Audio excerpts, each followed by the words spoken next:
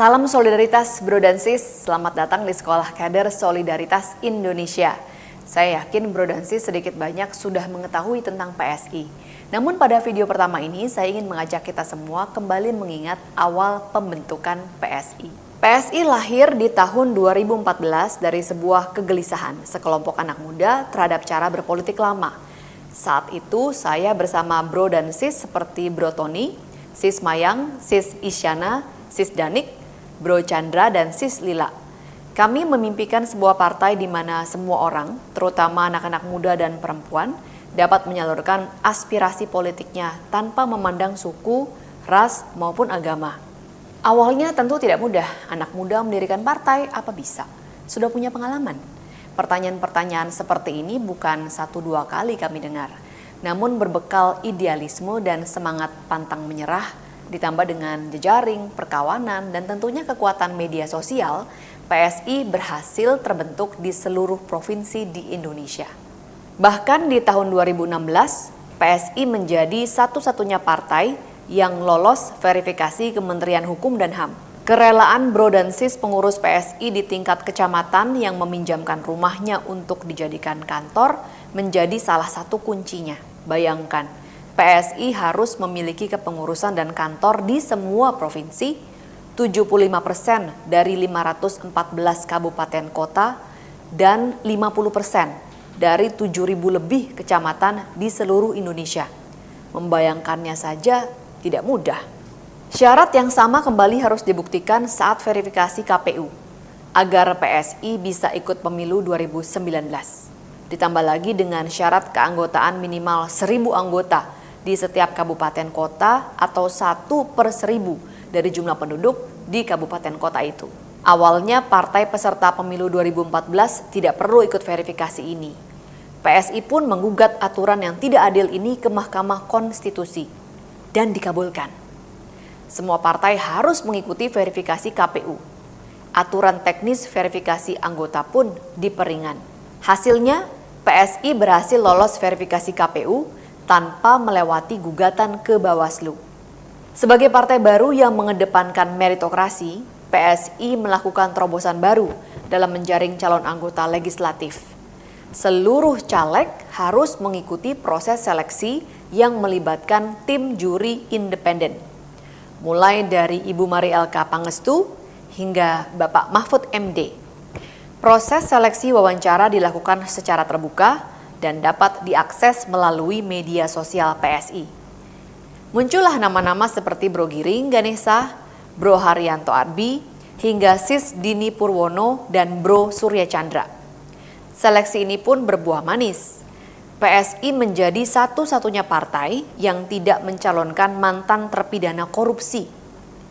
Para caleg pun aktif berkampanye, bertemu langsung dan mendengarkan aspirasi masyarakat. Selain itu, caleg-caleg PSI seperti Sis Samara, Sis Isyana, Bro Rian, Sis Dini juga dipercaya bergabung dalam tim kampanye nasional pemenangan Jokowi, Kiai Haji Ma'ruf Amin, dan aktif berkampanye.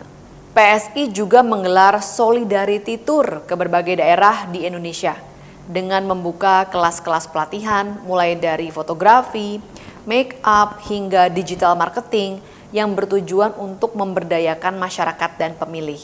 Gebrakan lainnya adalah Festival 11 setiap tanggal 11 sejak November 2018 hingga April 2019.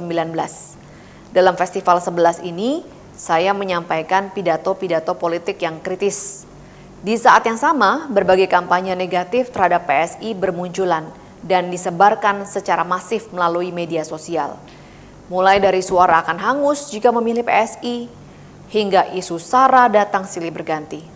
Apalagi sebelum hari pemungutan suara, beredar hasil exit poll suara pemilih luar negeri yang memperlihatkan kemenangan PSI. Namun PSI harus berbesar hati mengakui perjuangannya mencapai Senayan belum berhasil.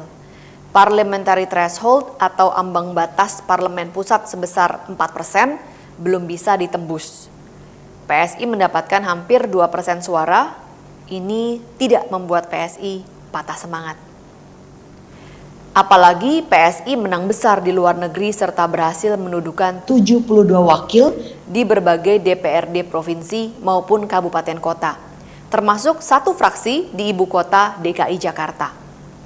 Saat dilantik, para anggota DPRD PSI langsung mengembalikan PIN emas yang mereka terima karena merupakan pemborosan anggaran.